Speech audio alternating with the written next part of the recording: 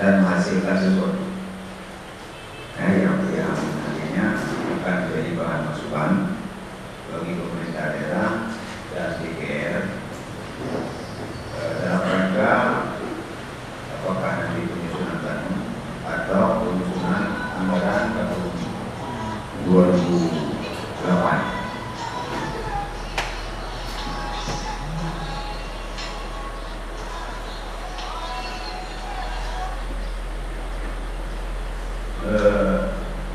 Sebelum kita masuk kepada, seharusnya pada hari ini ada penyampaian informasi dari Tentu Properti. Pihak Tentu Properti sendiri memberi mandat kepada Pak Ademi Pelatihan.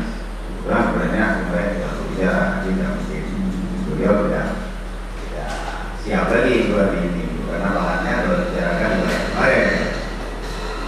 Maka kita mengajukan satu sesi untuk hari ini. Jadi sebelum kita mulai masuk kepada diskusi kita, saya di rumah judul mata pelajarannya, tapi isinya boleh berbeda. Kemudian jumlah beban hari belajar. Kalau kemarin Pak 42 jam, anak kita belajar seminggu. Bahkan kalau SMA itu 56 jam plus, yang SMA plus. Sedangkan standar internasional untuk sekolah itu cuma 36 jam dan SD 32 jam. SMA 36, SD 32. Nah, jadi ke depan bukan berarti panjang anak berada di sekolah itu akan lebih baik. Kalau prosesnya tidak baik, kita mengharapkan ke depan dalam waktu yang sesingkat-singkatnya akan menghasilkan yang lebih baik. Nah, itu harapan daripada guru. Maka sekolah nanti bisa 5 hari saja. Kalau kita lihat jam wajib tetap buka. Namun demikian, seperti saya katakan tadi, karena kurikulum diberi wewenang kepada sekolah, boleh saja sekolah itu lebih dari 32 jam. Misalnya sekolah guru yang ada peramakan anak-anak itu sampai mencapai 56 jam. Selebihnya disebut ekstra kurikulum. Nah, itulah yang tadi Pak ada pengajian, ada ini, ada itu, ini ditambah di luar jam belajar itu. Nah, jadi kalau dulu kurikulum kita disamakan, orang di Jakarta dengan orang di Butut belajarnya harus sama. Sementara pengalaman hidup anak kita di Butut dengan Jakarta sangat jauh berbeda. Maka di Butut orang akan belajar mungkin perkenalkan ada komputer. Sementara di Jakarta komputer sudah jadi barang mainan, di Butut dia belum pernah. Nah, jadi itulah yang membuat kita kemarin tidak optimal. Kita mengharapkan orang itu dalam satu suasana, sementara negara kita bineka tunggal ika. Nah, jadi kita kembali kepada supaya negara kita bineka tunggal ika. Walaupun kita berbeda-beda, tapi tujuannya sama. Jadi ini kita kembali ke sana. Kalau kemarin mungkin terbalik itu tunggal ika bineka. Kita bersatu tapi berbeda-beda. Walaupun baju masih diseragamkan, ya, tubuh ini sudah diseragamkan. Tapi kita harapkan seragam sesuai dengan baju, bukan satu untuk berbeda, tapi berbeda untuk satu. Nah, maka dalam pengembangannya 1 jam pelajaran untuk SD itu 35 menit. Ini untuk SD. Jadi ini standar waktu belajar di sekolah sebagai patokan nanti bagi kita akan menyusun anggaran. Ya. Sedangkan untuk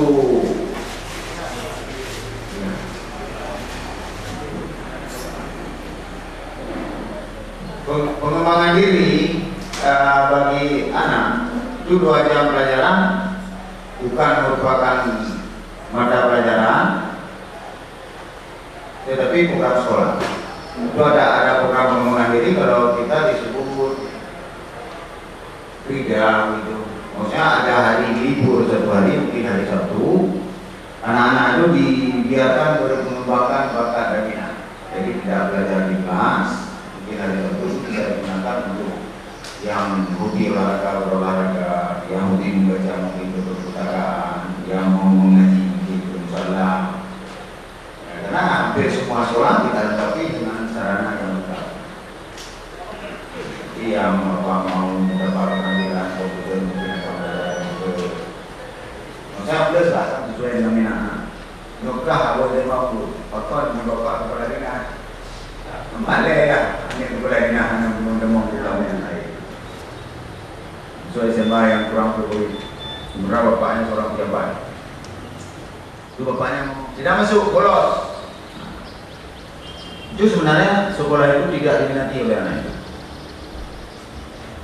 Nah itu permasalahan 8 jam, Rabu 8 jam, terus hari Kamis 8 jam, itu kalau dijumlah sudah 32 jam Pak. Jadi Senin, Selasa, Rabu, Kamis habis 32 jam. Jumat mau dibawa kemana, Sabtu mau dibawa kemana, ini ceritanya. Karena pendidikan di Indonesia adalah pendidikan yang sangat-sangat luar biasa, membebankan beban ajar kepada anak didik yang tidak pernah kita jumpai di belahan dunia manapun. Jadi orang belajar di negeri lain 6 bulan itu 3 pelajaran, bukan seperti kita 14 pelajaran. Jadi untuk menjembatani ini bagaimana? Jadi banyak sekali celah yang kosong sehingga seperti kata Bapak tadi kita ingin menerapkan akidah yang bagus. Luar biasa kekosongan waktu yang ada di sekolah Bapak. Nah ini yang menjadi. Nah umpamanya ada analogi dari saya Pak. 8 jam hari Senin itu dipotong 1 jam upacara, 1 jamnya lagi umpamanya digerakkan siswa untuk gotong royong masal supaya sekolahnya bersih. Silakan, tinggal 6 jam. Terus hari Selasa kita pakai 8 jam. 14, hari Rabu kita pakai 8 jam 22, terus hari Kamis kita pakai 8 jam 40, hari Jumat kita pakai 2 jam lagi untuk kajian keagamaan secara bersama atau wirid yasin lah guru-gurunya secara serentak bersama anak-anak. Tadi 2 jam dipakai habis. Untuk hari Sabtu Bapak punya pengelolaan apakah pembinaan untuk guru lewat MGMP, terus macam Bapak bilang tadi masalah peningkatan bakat dan minat anak yang mau pembinaan cerdas cermat, pembinaan olimpiade dan yang lain-lain kesenian, apa mau diajarkan saman atau sejati atau yang lain-lain. Jadi ada waktu. Nah ini yang diberikan pada kurikulum hari ini. Tapi kita tidak bisa melihat sisi positif yang ada sekarang. Bahkan yang sering mengungkap pada kita, kok si ada kurikulum merubah, kok si ada kurikulum mengubah. Paling tidak kita melihat celah yang sangat bagus di sini dengan kekosongan waktu yang luar biasa, sehingga apa yang diinginkan oleh sekolah dan pihak komite serta masyarakat seperti pembinaan akhlak dan lain-lain itu bisa kita angkat di pendidikan sekolah. Dan ujung-ujungnya itu berkaitan dengan dana. Selama ini kita nggak bisa berbuat karena dananya tidak ada. Nah hari ini dalam posisi yang mengangan-angankan seandainya dana itu ada, ketika Bapak duduk nanti per komisi, apa yang harus dilakukan terhadap kekosongan jam ini terhadap peningkatan mutu sekolah, baik anak didik maupun guru, itu yang pertama. Masalah fisik mungkin kita nggak berbicara video karena Bapak sendiri yang tahu bagaimana kondisi fisik di sekolah Bapak. Nah itu yang dimaksud oleh Pak tutor kita tadi. Nah yang di sini Pak, yang pertama kita kasih nama ini ada standar pendidikan. Ya, jadi yang tadi kita bicarakan itu adalah bagian daripada standar isi. Ini sudah dikuatkan oleh Permen nomor 22 tahun 2005 lewat PP nomor 19. Nah dari 8 buah standar ini mungkin begini Pak, menurut pandangan pemerintah pendidikan itu baru maju apabila ada 8 standar. Ada 8 standar ini maka pendidikan baru maju. Nah sampai dengan hari ini pemerintah baru sanggup menelurkan standar isi lewat Permen nomor 22 dan standar kompetensi lulusan lewat Permen nomor 23. Standar yang lain sampai hari ini belum jelas Bapak. Belum jelasnya akibat dana yang memang tidak sanggup dipenuhi oleh pemerintah pusat. Nah seandainya saja kita sudah sanggup, bagaimana kita melihat standar proses terhadap pembiayaan apa yang diperlukan dalam proses PBN, standar pendidik atau tenaga pendidikan. Kalau kita ingin meningkatkan untuk guru, apa yang harus dilakukan di sekolah, apa lewat forum kajian bersama, lewat forum MJMP, atau lewat apa, atau diundang tutor, atau diundang KUA terhadap pembinaan agama guru, itu silakan.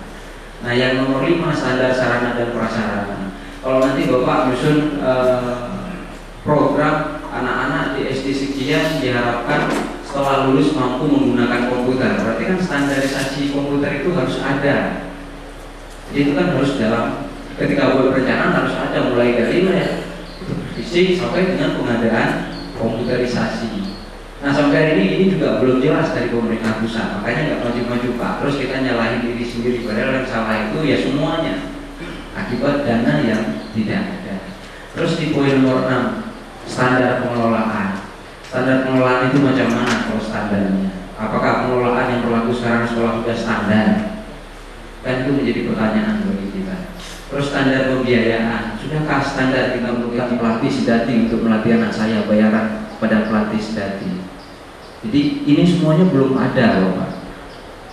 Kalau kita namanya Pak, standar pendapatan minimum ya, itu di sekolah belum jelas Pak. Sehingga kadang-kadang orang ada yang JTT ngambil gaji sampai 6 bulan mungkin hanya 300.000. Apakah wajar 300.000 itu 6 bulan? Kan ini yang tidak standar. Kita tidak beranalogi terhadap uang Bapak. Dengan sedikit maka dia akan mencari di tempat lain, tidak bisa fokus pada satu tempat. Konsekuensinya kan itu Pak. Bukan menganggap uang selalu dianggap sebagai implikasi dari sebuah jasa, tidak. Dan dalam 1 tahun. Dan setiap standar penilaian itu juga memerlukan uang. Mulai dari cetak soal, apakah memang hanya cukup anak-anak itu selalu mencoret-coret kertas, tidak dikenalkan KJK dari awal. Nah, kalau kita cetak KJK itu berarti kita harus punya scanner Pak. Kita beli scanner untuk ketika sudah siap dibuat oleh guru, dijawab oleh siswa, tinggal colok mesin keluar siap. Apakah itu yang dimaksud dengan standar penilaian? Sehingga anak-anak nggak alergi begitu lihat gambar jawaban komputer. Ini masih banyak kita jumpai di SMA, di kelas 3. Itu kemarin kita lakukan record di SMK 2, saya selalu mengambil kasus di tempat saya. Itu dari 300, itu kesalahan pengisian data hampir 100 orang pada record pertama. Sampai dengan record terakhir masih ada yang salah mengisi biodata. Terus orang mencari kenapa saya tidak lewat. Datanya saja sudah salah, bagaimana dengan jawaban di bawah. Nah, standar-standar inilah yang menjadi bayangan bagi Bapak atau bagi Ibu yang nanti menelurkan rencana apa yang akan dibuat dalam komisi. Yang rencana tersebut nanti akan kita bukukan menjadi rekomendasi awal bagi pengambil kebijakan di atas. Nah, ini di luar fisik semua Bapak. Kenapa? Karena saya tidak tahu persis bagaimana kondisi wilayah tempat Bapak tugas. Nah, masalah nanti dimasukkan ingin perumahan dan macam-macam itu di luar daripada itu yang kita bicarakan. Bukan tidak boleh. Nah, saya kira penjelasan saya segaris dengan Pak Said Rasidi. Mungkin Bapak sendiri menambahkan masalah yang lain, silakan. Nah, jadi ada 8 hal dengan seharusnya pendidikan yang sempurna itu memenuhi 8 hal itu. Jadi pemerintah pusat baru 2 yang putih itu. Nah, yang lain ini masih tergantung kepada kita. Jadi maksudnya standar proses yang kemarin masalah keagamaan. Ya, standar keagamaan kita di Indonesia juga baru pada tingkat apa? Kita baru punya hafiz, belum punya ahli tafsir, belum punya ahli tasawuf, MTQ itu. Jadi kita memang masih di situ. Jadi inilah kita usahakan melahirkan orang-orang yang mau seseorang hidup tidak sesuai dengan ilmunya, dia ada agama.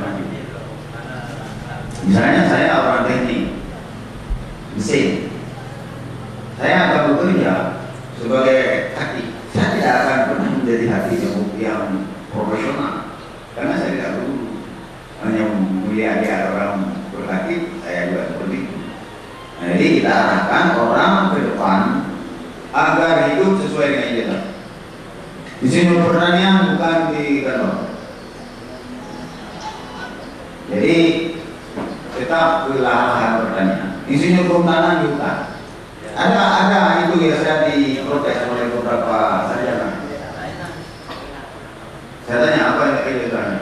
Musim pertanian. Saya masukkan BPT Makuli, BPT Fajar. Oh, kamu ya kerja aku banyak enggak. Jadi kan dia bantah, dia bantah. Nah, jadi kita sekarang memang pendidikan ini semua menjadi poin beliau. Inilah yang memberatkan beban negara sekarang. Pendidikan untuk jadi pegawai. Kalau hadis Nabi itu sangat keras dibandingkan dengan sebuah fatwa yang dikeluarkan oleh negara modern, direct man on direct list. Tempatkan orang dan tempatnya. Kalau Nabi keras, kalau kamu memberikan sesuatu bukan kepada ahlinya, peringatan keras. Tapi tanya kita belum. Belum. Karena baru kepala dinas pendidikan. Dan menyangka, punya tadi, mau punya kami kok punya. Nah, berarti dulu saya kena sopol dan politik itu menurut saya.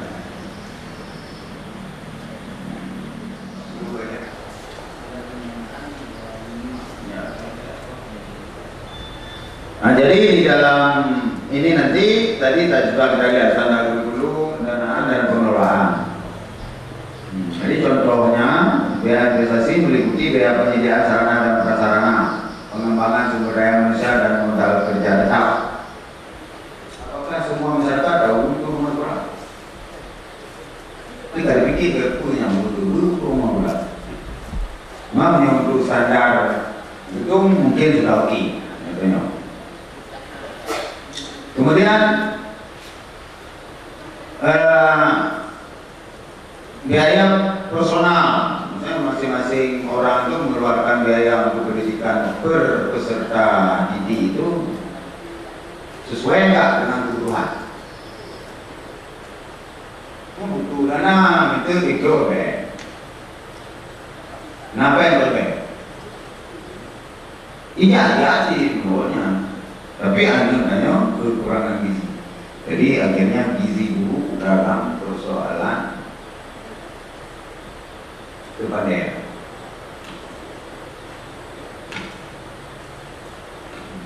Kemudian biaya operasional operasi itu meliputi seperti saya katakan tadi, sekolah kita apakah punya guru yang mantap? Ya, belum. Bahan peralatan pendidikan habis pakai. Ini baru pulau. Nanti boleh pakai yang pulau. Ini pun aku PR orang. Mas soal yang berduli, orang udah jauh kita berhotel. Seharusnya bukan begitu. Ada buku bacaan, ada buku PR, sudah ada, tinggal jawab saja. Itu semua anak harus memiliki. Ini namanya tulis, terutama tulis. Ini namanya kami hotel betul. Nah, jadi kita di pendidikan menghabiskan waktu, bukan meningkatkan mutu lebih banyak menghabiskan waktu.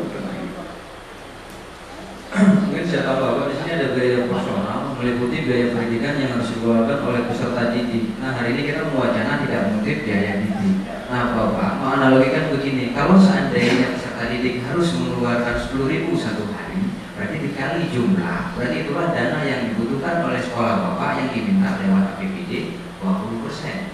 Jadi analoginya begitu Pak. Kenapa ini kan secara global yang diberikan kepada seluruh Indonesia. Nah, di seluruh Indonesia tidak semuanya ada APBD mencairkan 20%. Hari ini kita mewacanakan 20%. Jangan sampai Bapak melihat, loh kok 20% sudah ada yang masih minta duit. Nah, kalau Bapak menganggap biaya personal ini yang dibutuhkan oleh siswa satu harinya umpamanya Rp2.000, ya dikali sejumlah siswa yang ada, berarti itu standar minimum daripada pendanaan dan pengelolaan. Jadi implementasinya larinya ke sana. Jangan nanti asumsinya kok per 20% masih minta uang, bukan ke situ larinya.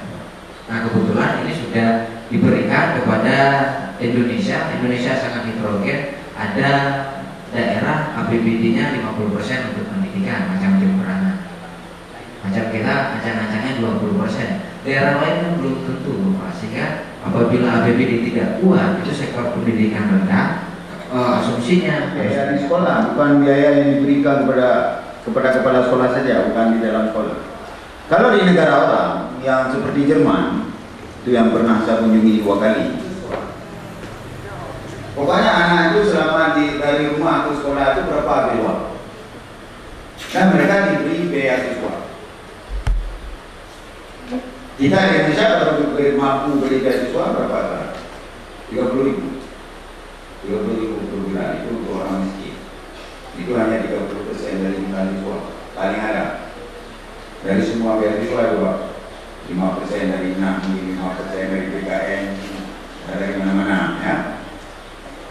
Kalau di negara orang itu anak SMA di Jerman itu mendapat pertama gizi, snack di sekolah. Itu di kantin dia bebas. Misalnya boleh makan apa saja, yang tidak boleh apa. Nah itu Pak. Masuk ke kantin makan apa saja sekenyang-kenyangnya. Ya jangan bohong.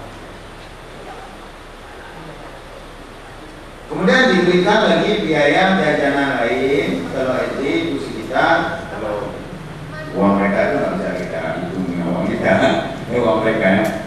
SD itu 3 juta Pak setiap bulan. SMA 5,5 juta, SMK 8 juta. 8 juta rupiah itu sama dengan biaya hidup seorang miskin di Jerman. Jadi orang miskin juga diberi uang 8 juta. Kalau kita sekitar 800.000 UMR. Nah itu santunan kepada semua anak sekolah. Nah selama ini kalau kita lihat biaya pendidikan kita, orang tua mengeluarkan lebih banyak. Satu hari berapa? Juga ya ada mau di weekend mau dua jam. Jajanannya 5.000, 10.000. Biaya sepatu, biaya baju beli itu. Sebenarnya masih memberatkan sekali. Ditambah lagi dengan harus mensubsidi ke sekolah lewat komite. Ini yang kita harapkan sekarang. Kalau kita nggak mampu diberi lebih oleh pemerintah, kalau dapat yang di sekolah itu nggak usah kita bayar lagi. Itu kan rencana kita. Itu kalau uang mencukupi. Maka nanti standar ini dalam pembiayaan ini masing-masing kita nanti kita hitung bagaimana selayaknya sebuah sekolah. Nah, terlepas dulu dari persoalan kita berikan beasiswa semua untuk berhubungan minimal pendidikan gratis itu bisa dibuktikan. Ini oleh juga pendidikan gratis kepada di rumah, guru rumah, hanya ini tentara malah. Pun tentara kayak ugia pegungnya, no pada belah mana dia pegungnya. Nah datang dan macam, bukan cuma guru itu kan, no pada mereka ni bukan ni, dia itu bulannya jadi. Padahal bukan begitu. Ya pagar yang ada di luar itu bukan untuk memagar anak, tetapi itu adalah pagar untuk hewan. Jadi kalau dapat semua itu tidak kita pasarkan lagi kepada anak. Ya. Kemudian selanjutnya ada standar kelulusan itu sudah ditetapkan walaupun belum berhasil. Kita dengan angka 5 aja masih bayar. Sebenarnya standarnya 6,5. Kemudian standar yang berikutnya yang sekarang kita bicarakan adalah tenaga pendidik. Itu guru kita 65% tidak layak menjadi guru sekarang. Kenapa? Belum. Pertama kalau kita lihat di SD itu cukup parah karena standar jadi guru harus S1. Jadi yang tidak S1 apapun ceritanya tidak masuk standar. Nah ini juga kita bagaimana menyekolahkan yang belum S1 jadi S1. Itu standar. Kalau di negara orang S2 standarnya, kita nggak usah S2. Kalau nggak salah saya orang di luar mengikuti dinas bagian pengawasan. Di tingkat SMA itu guru matematika ketika di soal uang. Sekarang Bapak coba bayangkan, anak Bapak diajar oleh guru-guru yang gurunya sendiri nggak memperoleh nilai 6. Itu kejadian tahun ini, Pak. Itu dibayangkan mutu yang beredar di Aceh. Bapak bisa bayangkan. Terus kita marah-marah sama guru, sama anak. Ternyata gurunya sendiri ketika dihadapkan dengan soal uang tahun ini ketika dicuatkan guru mobil, ya, program guru mobil, ternyata hanya 1 orang yang dapat nilai 6 dari semua guru yang diikut tes. Kan? Saya biasa begitu, Pak. Jadi kan sangat kasihan. Bagaimana seorang guru yang dia sendiri tidak mampu menjawab disuruh anak-anak supaya lebih bagus daripada dia karena dia sebagai pengajar. Nah, kalau nggak ditingkatkan mutu, kapan ini akan terperbaiki? Ini realita dan ini fakta. Dan ini fakta, Bu. Kemarin kita sudah menghasilkan guru mobil yang guru-guru baik itu pergi ke sekolah A, pergi ke sekolah B untuk sharing dengan guru-guru yang lain dan dengan siswa. Ibu bisa bayangkan kondisi pendidikan apabila kita ini buka-bukaan. Belum lagi tingkat kelulusan yang memang sangat-sangat tidak valid kelulusannya. Bu, terlalu banyak permainan curang, terlalu banyak orang yang munafik di waktu itu ketika ingin meluluskan seorang siswa, dan kita nggak ingin ini menjadi kelompok sayanya yang meluluskan, bukan. Haruskah ada ini yang harus dipertahankan setiap kali sehingga kita menipu publik dengan angka persentase yang naik setiap saat? Haruskah ini dipertahankan? Menipu masyarakat, Aceh Barat meningkat peringkatnya karena persentasenya naik. Haruskah ini dipertahankan karena masing-masing kepentingan punya? Hari ini SMA di Dewan Pahlawan lulusnya segini. Itu terlalu banyak kepentingan bupati. Takut malu karena output yang dikeluarkan itu tidak sesuai dengan target persentase yang ditetapkan. Termasuk KW 16 mungkin kalau memang tidak ada jurang, saya termasuk bangga bisa melahirkan 1, Pak. Mungkin SMA 2 kalau berlaku jujur, sangat jujur maupun SMA lain, lulusnya mungkin tidak sebesar sekarang, Pak. Tapi kita tidak ingin bermain di aib ini, dan kita tidak ingin, karena semuanya salah, Pak. Ketika tidak ditolong, harus loh, siapa saya? Sekolah saya itu sudah menyediakan apa bagi siswa? Haruskah anak-anak masa depan itu tergantung di kelas 3 sampai dengan 3 tahun karena sarana dan fasilitas tidak ada, karena guru yang tidak mampu? Dengan kondisi yang seperti itu, kami posisi guru selalu tertekan batin.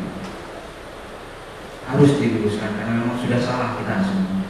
Dengan meluluskan mereka menambah daftar kesalahan, menambah adat yang terus kita perpanjang dalam sebuah kesalahan. Nah, Bapak, saya ingin contohkan SKL. Ini yang bidang agama, Bapak. Ini kan diterapkan oleh pemerintah. Jadi anak-anak baru dikatakan lulus di SD untuk bidang studi pendidikan agama. Ada bidang-bidang lain. Paling tidak menguasai 5 hal. Yang pertama, dia mampu menyebutkan, menghafal, membaca, mengartikan surat-surat pendek dalam Al-Quran, mulai surat Al-Fatihah sampai surat Al-Falaq. Kalau ini tidak dikuasai anak, haram bagi sekolah untuk meluluskan. Itu konsekuensinya jelas. Walaupun selama ini ada anak SD yang belum mampu ini, tapi faktornya ini ingin meluluskan bidang, kita tidak bisa berbuat, dan saya tidak berani berbicara jauh selama ini karena dananya tidak ada. Sehingga apa yang saya bicarakan ibarat kata-kata yang indah ketika saya sedang merayu seorang perempuan. Jadi selalu audien itu marah ke saya karena saya ngomong tentang ini. Tapi yang menjadi audien langsung bilang itu kan hanya teori, prakteknya tidak mungkin. Tidak mungkin itu biasanya karena dana. Nah, hari ini kita coba berandai-andai lah, dana itu ada.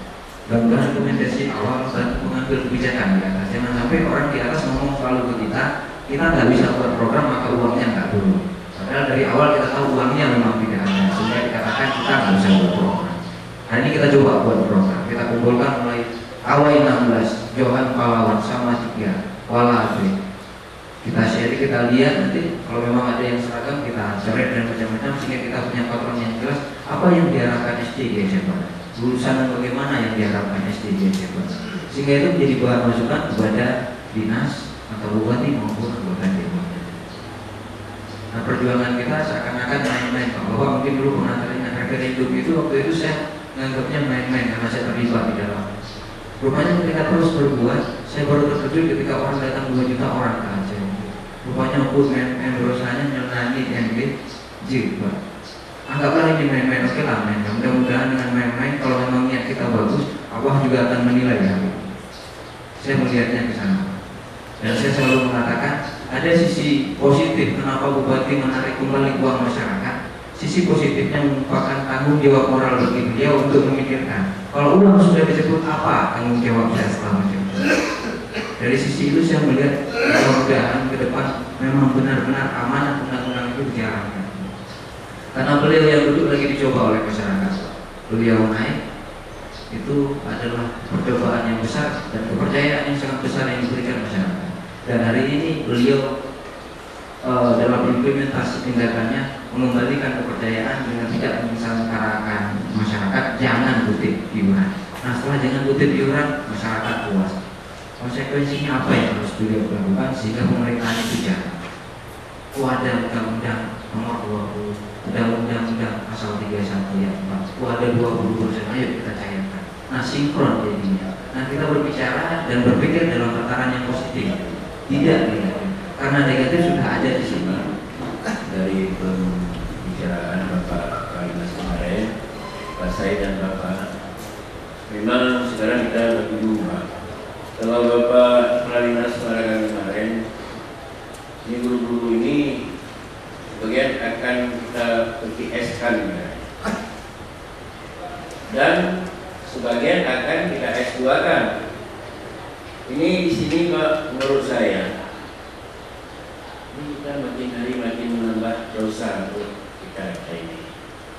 Sebab ini Pak, sekarang banyak sekolah-sekolah swasta yang membuka peluang perguruan tinggi swasta, yang membuka peluang bagi perguruan negeri apa yang mau naik jadi guru dan sebagainya. Sedangkan di sana Pak, kita melihat kalau disilahkan dengan dosen luar biasa. Tapi ada orang membalikkan juga. Dosen itu biasa di luar. Jadi kita di rumah, dosen itu pun nggak masuk. Jadi akhirnya ilmu yang kita cari itu bukan ilmu kita dapat. Karena nggak pernah masuk. Dosen nggak pernah masuk, kita nggak pernah masuk. Atau dosen masuk nggak ada mahasiswa, mahasiswa masuk nggak ada dosen. Jadi akhirnya sidanglah kita. Kita sedanglah jadi S1 jadi kan tambah dosa. Ilmu pengetahuan tidak ada. Maka kalau saya selama saya kuliah, saya lihat ada dosen-dosen yang pelit memberi nilai karena dia bertanggung jawab dengan ilmu. Ilmu ini kalau nilai 5 nggak boleh ditaruh nilai 8. Saya lihat Pak Rektor YIN Pak Patak nilai C lalu sikat gigi dia sih Pak. Juga sikat gigi ya kan. Jadi nggak mau beliau harus bertanggung jawab. Sekarang kita beri nilai untuk orang-orang yang memang nggak mampu. Ini kan namanya kita berdosa dan dia pun juga berdosa karena tidak sanggup mempertanggungjawabkan. Sekarang banyak, misalnya ada detail-detail. Terus saya orang nilai ada MBA dan sebagainya. Belum tahu nggak ada. Sehingga ada tayangan dari televisi itu yang dibuat manusia jadi gerak. Itu saya menarik sekali Pak. Dibuat manusia jadi gerak. Karena kita di Lampung ambil MM di Jogja. Saya sebagai kepala kantor usaha agama, MM-nya di Jogja. Jadi kapan saya ke Jogja? Kapan saya kerja di sini? Nah, jadi oleh karenanya saya rasa makin hari makin tambah dosa. Menurut saya lebih baik amalkanlah ilmu pengetahuan yang sudah ada. PGA dulu yang bermungkin kantor yang sama dengan kawannya yang dulu pada masa SMA mungkin juara. Diangkat golongan 3A, sementara itu baru golongan 2B. Jadilah atasan ini dari sekolah yang tidak jelas tadi. Nah, sebenarnya bukan begitu. Yang mampu otak itu kita berdayakan. Maka para lulusan SMA itu bukan lulus kerja. Kita dapat mau menentukan SMA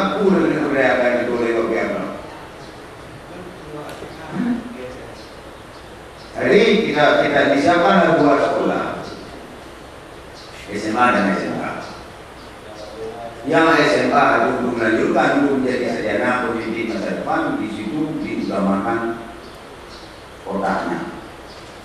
Di SMK jadilah pegawai rendah atau anak buah yang kita beradakan otaknya. Nah, jadi jika darahnya. Nah, jadi kemudian dalam persoalan sekolah ringan, misalnya yang mendapatkan S2, saya sampai kiamat nggak bisa ikut S2, walaupun dalam implementasi saya pernah jadi guru sekian lama, juga jadi kepala sekolah bisa top di Indonesia. Tetapi untuk mengambil S2 nggak boleh. Kenapa? Karena saya sekolah di sekolah negeri. IP saya 2,3, yang jadi S2 itu 2,7. Ini IP 2,7 pada saat kami kuliah ini hanya ada di sekolah-sekolah swasta. Kalau di negeri nggak dapat, di usia itu setengah mati kita dapat 2,5 ada itu sudah nyuti balik. Sudah 7 tahun kita kuliah nggak dapat. Tapi kalau kuliah di swasta lainnya 4 tahun dengan IP 3,8, kuliah Senin Kamis. Kemudian jadi gue negeri ada fasilitas S2, mereka yang bisa ikut, kita nggak bisa ikut. Jadi ini salah, tidak diseleksi ulang. Orang menganggap keperliaran ini sadis. Nah ini kesalahannya. Sebenarnya kita dinamis. Mungkin seseorang bodoh kuliah di SD, di SMP dia akan lebih hebat. Kemudian waktu di SMA dia mungkin tamat pas-pasan. Tetapi karena pengalaman hidupnya di luar, membuat dia seorang menjadi kaya raya. Cuma ya orang kaya itu mana ada yang beli di sekolah. Yang tuki-tuki sekarang itu siapa? Tahu semua. Ya. Bapak Moderator, penyanyi, bapak-bapak, para peserta rencana yang pada hari ini diberi kesempatan kepada kami juga untuk bisa di tempat berbeda ini barangkali untuk sekedar memberikan informasi dalam kita membentuk program itu terserah dari kita. Nah, kemudian juga barangkali untuk pendidikan ini sekolah tidak bisa menggali, ada hal yang tidak bisa digali oleh sekolah, oleh pemerintah tidak bisa. Ini barangkali koordinasi kita seperti dikatakan di antaranya sekolah. Kami diminta 50.000 satu orang. Kemudian, oke, sepakat. Kemudian ngomong saja, ini kepala sekolah kita nggak benar. Diminta ini, lapor di DPR, lapor ke sana. Ya kalau DPR ngerti, DPR nggak ngerti, coba turun ke sana, hajar dia. Nanti dia mau mati, datang mati. Kalau besok begini atau pecat kau kan. Nah, ini kan jadi kapan mereka bisa meningkatkan mutu kan itu sebenarnya.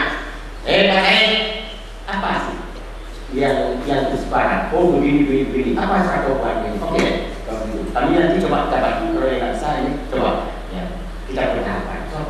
Karena itu meningkatkan mutu. Kemudian kalau SMA berkaitan SMU boleh kasih dana 1 juta, semua 1 juta, boleh. Kemudian SMK 1, SMK 2, SMK 3, SMK 4. Ini nggak lain dananya. Jangan nanti tidak dipolakan, nanti tidak membuat perencanaan itu. Ini SMU, di SMK menilai SMU. Besok datang ke DPR, begitu datang ke DPR dilihat ke DPR. Ini benar nih. Ini Pak Said kan benar kepala SMU yang kami maki-maki dulu, marahi. Karena beliau memang betul sebenarnya meminta, tapi oleh dinas pendidikan tidak mensukai. Ya, makanya harus sinkron kita semuanya. Karena SMK 2, misalnya SDM, dia masalah listrik, masalah ini alat-alat ini cukup besar. Dan saya samakan SMU. Kemudian juga yang sebenarnya SMK 1 itu lain, SMK 3 dia nanti bagian perhotelan, bagian ini itu segala yang itu lain lagi masalahnya. Maka di sini nanti tolong dari kita adalah majelis pendidikan, kemudian guru, orang tua murid ini harus sinkron. Baik udah hantu orang, datang orang nyuci halal betul ya. Nah, gurunya ini jangan kalau bapak-bapak merasa kurang bagus, kurang ini. Bagaimana kata Pak Ramli, tolong bersama kami disikat. Kalau saya demo DPR, boleh demo, datang 1.000 orang boleh. Tapi kalau kami bilang maunya apa? Dia bilang, bapak-bapak mengatakan atau koordinatornya mengatakan, kami mau begini, oke, 5 orang terus 2 orang naik ke atas. Di sana kita koordinasi. Maunya apa? Oke, yang lain dia, ini bagus. Kalau mau koordinasi itu nanti habis kita selesaikan apa yang dimaksudkan, selesai itu bubar. Kenapa? Memberikan senjata pada DPR. DPR boleh itu. Ini senjata besar sama DPR. Untuk menghantam bupati, menghantam yang lain. Kami didatangi oleh masyarakat 1000 orang menuntut ini. Itu senjata DPR. Jangan sesudah ada koordinasi, tidak mau koordinasi, mau apa? Ini bupati orang anak DPR harus duduk di sini. Ngapain di situ? Ngapain? Dan saya bupati harus di situ, DPR harus di sini dulu di depan kami. Ngapain di situ? Jadi hal-hal begini. Maka kami juga berkata ini saya sangat salut kepada misalnya ini Pak Dani. Ini kan bukan demon saya pertama. Saya pada DPR di demon. Saya bilang apa? Lu apa? Oh mau begini, oke ayo sana kita koordinasikan. Baca koordinasikan, oh betul. Oke buat. Saya juga ada di benar meriah satu. Benar-benar. Kenapa? Karena kita yang persis lapangan. Maka ini juga kita minta bapak-bapak yang tahu persis lapangan maunya apa. Oh tadi misalnya ini kepala sekolah mau minta duit, supaya tidak minta gimana? Ya. Bagaimana? Minta kepada kami. Ya. Kemarin dikatakan ada dana pendidikan 20%. Ini memang ada dana yang atas itu sama 20%, ya, sama. Kita nggak bisa kita ambil karena itu baru ditentukan, belum kita tetapkan, ya, baru ditentukan. Kalau Aceh pasti 20%, belum ada penetapan, ditentukan saja 20%. Kenapa? Kanunnya belum ada. Kalau tidak ada kanun, maka kita di dok perda, itu kanun, ya, kanun. Kanunnya belum ada, nggak bisa. Kanun, jadi kita lihat saja. Masalah apa salah bapak-bapak? Salah Pak Adam di salah gubernur atau salah di pusat? Kita bilang seperti dulu kita kasih daerah istimewa, tidak pakai jilbab sudah langsung potong. Jangan begitu, kita mulai dari mana? Bukan semangat kita mulai dari mana? Karena begini, ada anak, misalnya di rumah saya ada orang. 2 orang laki 1 perempuan 1, 2 orang dia lucu-lucu situ hari itu kuliah, mesti doa hari itu nak. Nah udah, macam ni dah, lupa doa hari bermudi dia, gedor kami, gedor, tangkap, jauh. Orang-orang yang di pinggir laut, yang gelap-gelap semuanya, di depan gelap, tangkap gelap dia. Ini orang sopan dia, tidak kelihatan orang. Tapi yang tidak sopan di atas modal, di atas pelupaan ini pegang-pegangan. Hanya tahu ni, dia ada yang sabar. Ini coba ini anak-anak, ayo ke situ ya. Itu semua pegang begini. Nah, maka dulu juga kalau orang Aceh ini bukan jelaskan Islam saja. Orang Aceh itu sebenarnya syariat Islam kita lakukan di budayanya. Orang Aceh dulunya begini lah perempuan, duduk sebelah. Kalau pegang ini saja, jangan pegang bawahnya. Jadi kalau pegang bawahnya, bayangkan kalau dipegang, saya pegang saja. Jadi ini tolong lihat, ini sweeping, apa yang sweeping budaya apa? Jadi kalau saya banggakan saja, ngomong apa? Maka gini, kita mulai dari mana? Ya, kita mulai dari mana? Jangan hambung, di lawan kita mana sekarang? Karena anak-anak ini begitu lihat TV, jalan begini dia pakai begitu, begitu lihat TV begini dia begitu. Karena TV sekarang juga pemerintah kita tidak mau kalau begitu malah, bagaimana nak diikuti? Ini memberikan pengaruh yang besar, pengaruh yang cukup besar. Oleh karenanya di kita ini bagaimana baik, bagaimana kita mulai, bagaimana ulama-ulama yang di desa, kepala desa, kemudian di dinas sekitar, ulama-ulama kita, bagaimana kita duduk, jangan protes, Pak Galang saya bikin zaman yang betul mana? Mari kita dulu, ya, kita duduk sama-sama, maksud saya, nanti kita ambil satu hikmah, seperti ini nanti sebentar. Ini bapak-bapak akan duduk dengan kelompok. Ini membuat satu perencanaan untuk kita meningkatkan mutu pendidikan. Ini kalau nanti dibuat kelompok, misalnya kelompok SMU, ya yang umum, kemudian kelompok SMK ini yang khusus-khusus. Bagaimana? Harus tahu, misalnya membuat masalah. Bicarakan tentang masalah proposal masalah SMA dan SMK. Kami ini yang dari SD ini, sedangkan yang terundang hari ini adalah komite SD dan kepala SD dan MIBA. Ya, termasuk tuh. Nah, makanya kami yang SD ini yang suruh membuat program-programnya ini tadi acuan dari Bapak hanya kepada SMA dan SMK. Hanya itu saja Pak, mungkin untuk masukan. Saya Trio Datuk Yudhaya. Wassalamualaikum warahmatullahi wabarakatuh. Di kepala saya ini lihat SMA juga ini. Saya tidak ya semua. Dari SD mana? Dari TK. Dari TK. Maka kami juga di DPR itu kita mulai maaf ya. Mohon maaf tadi kalau saya ngomong SMA atau SMU dengan SMK. Ini kita mulai semua dari TK. Dari TK. Karena di sana lah dididik sebagaimana tadi Pak Ramli mengatakan. Sumber ini di mana? Dari TK inilah sebenarnya kita mulai. Ya semuanya mengaji. Apa tempat agama aja disuruh ngaji sekarang enggak bisa. Tapi kalau umur sekian nanti ya kita ada kesepakatan kita umur 7 tahun dia harus kita berikan ke pengajian. Kemudian umur berapa tahun wajib sembahyang. Maka nanti di dalam di sekolah agama ini kita sepakati. Maka ini yang tolong nanti buat perencanaan itu. TK juga seperti kita katakan TK, jadi di Laut kemarin TK 1, TK 2. Bagaimana membina dari bawah ini? Karena sumber daya itu mulai dari bawah, tidak sesudah gede. Jadi kalau di sini bunyi ini kemana ya Pak? Seperti tadi, sesudah dari TK, dari SMP, dari SD, SMP, SMA sudah tidak lanjutan untuk kuliah. Yang SMK bisa kerja, bisa tapi apa namanya ilmunya itu sudah berikan. Misalnya perhotelan dia sanggup di hotel. Kemudian kalau di SMK 2, SMK 1 itu harus bisa ngerti semua, harus bisa komputer. Kalau tak bagaimana mau kita kerjakan mereka. Maka ini dimulai dari TK, bukan dari tadi contoh saja.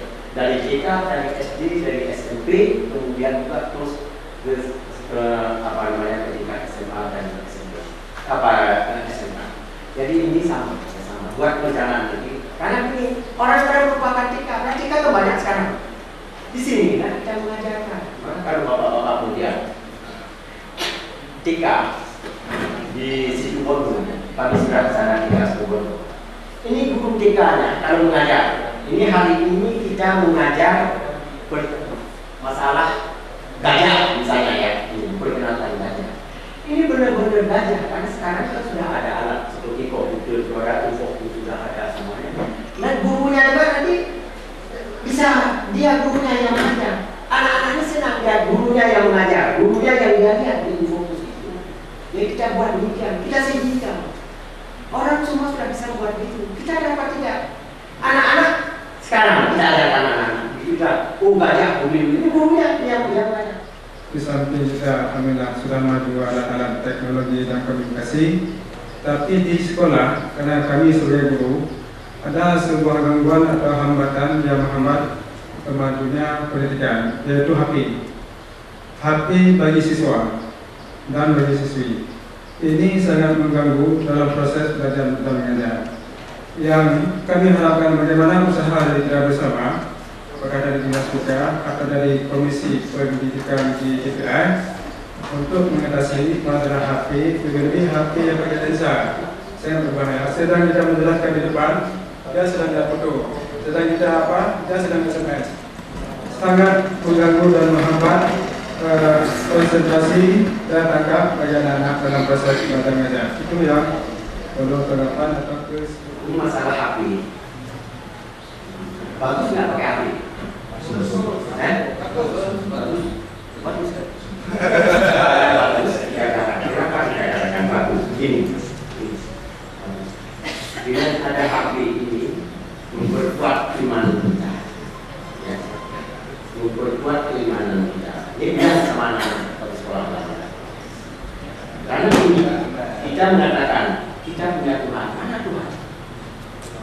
Kalau anak-anak bilang zaman PKI itu tidak ada Tuhan. Contohnya seperti ini, dikasih zaman PKI, dikatakan ini anak-anak percaya nggak ada Tuhan? Percaya?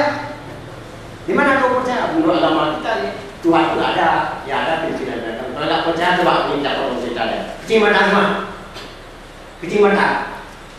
Minta ya Tuhan, minta pincir, ya Tuhan. Coba, pincir mata, minta sama Tuhan. Coba lihat, ada pincir? Nggak ada. Coba minta mau buku, minta pincir, datang ke buku, disimpan. Coba buka mata kamu. Ada pincir? Ada. Percaya Tuhan nggak buku, buku. Karena dia ada gitu.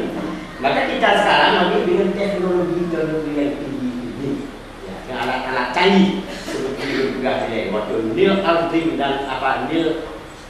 dan Neil Armstrong dan Avril Aldrin dan Neil Armstrong dalam jaya lama itu. Dia waktu mendaratkan Apollo di bulan, maka juga habah di semuanya. Ini untuk memperkuat iman itu, karena Nabi Muhammad Isra dan Mi'raj bagi orang-orang yang imannya kuat, percaya betul orang Islam yang iman. Yang tidak kuat mana? Enggak. Yang dia punya ada. Tapi dengan tidak buatan manusia bisa begitu, apalagi buatan Tuhan. Nah, tidak ada sedikit itu buatan apa? Buatan Tuhan. Apa kita kerja? Maka ini begini.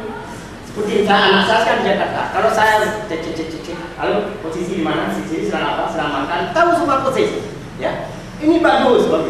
Hanya ngaturnya sekarang. Kita ngatur. Nah, kita ngatur gimana? Begitu masuk pendidik ini sekolah, semua HP matikan atau kumpul sini. Semua HP ada HP kumpulkan. Nanti ambil, kasih nama. Tidak ada HP di sini. Ini disiplin.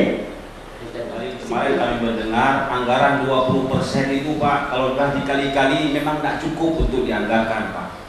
Sehingga dalam wacana ini perlu saya tanyakan sama Bapak maupun Dewan dan nanti daripada panitia bagaimana teknik kita membuat itu perencanaan program untuk dimasukkan ke dalam kanun ataupun sebagai suatu acuan anggaran yang akan dianggarkan di daerah Aceh Johan Pahlawan dengan KW16 kita ini berbeda Pak. Di sana apabila kita rangkumkan seluruh anggaran, mungkin lebih banyak lari ke sana Pak. Karena kita lihat di sana mereka banyak menghabiskan biaya listrik. Sementara kita di Aceh di KW16 bahkan listrik pun sekolah nggak ada. Akhirnya mungkin dana sia-sia yang akan mengalir ke SD ataupun ke MI kita yang ada di KW16. Kemudian kalau kita lihat juga komponen lain masalah jalan. Di sana mungkin tidak ada memikirkan jalan. Itu perlu kita prioritaskan Pak dari anggaran 20%.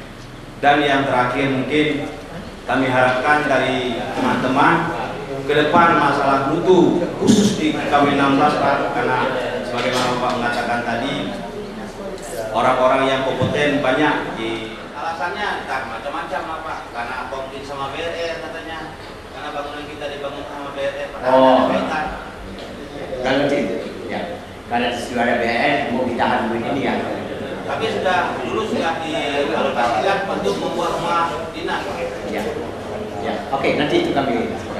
Kemudian kita melihat begini, dana 20%. Nanti kita melihat berapa untuk Aceh Barat. Memang ketentuan tadi 20% seluruh Aceh. Nah, kemudian untuk Aceh Barat kita nanti berapa?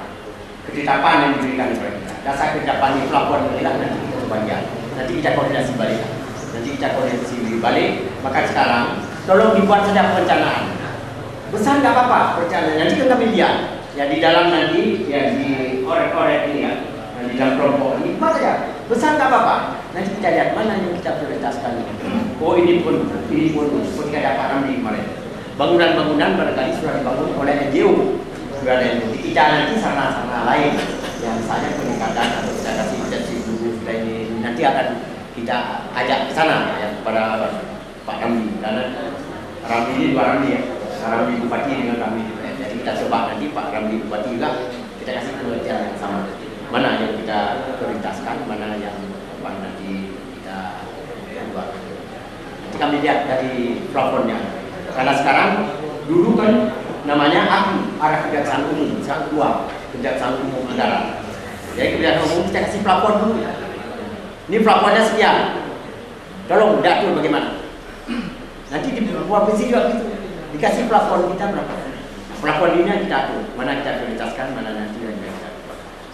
Tolong nanti sepakati, namun di dalam perencanaan luar saja, tidak ada masalah. Nanti kita lihat di sini. Ya, karena sebentar lagi ada APBDP. Nanti saya akan berkorban apa yang bisa kita masukkan yang tidak dalam APBD 2008. Itu saja, terima kasih.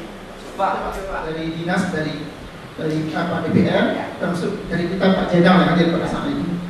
Jadi pada saat itu telah jawaban dari panel itu Kabupaten Pidi tahun 2007 telah berani mengalokasikan dana untuk gugus sekitar 14 juta.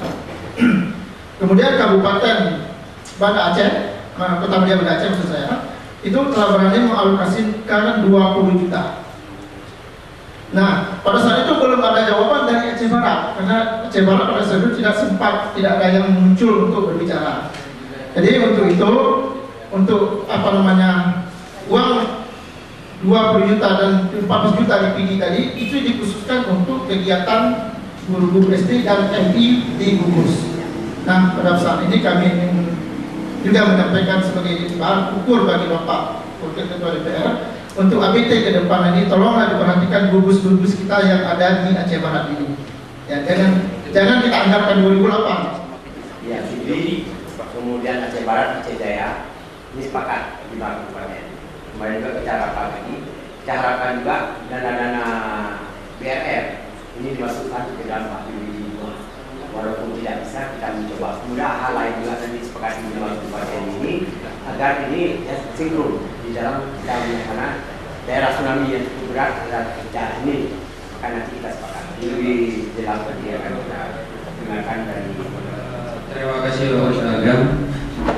Mohon maaf Bapak. Terus untuk informasi mungkin terakhir Pak, gugus di Banda Aceh itu binaan era dan skor dananya dari awal pembentukan itu era yang tangani Pak. Ya, di Sigli juga era punya Pak. Dengan proyek OSET dan LBB BIS. Jadi yang bina gugus di sana itu dari awal pembentukannya memang era dan Australia.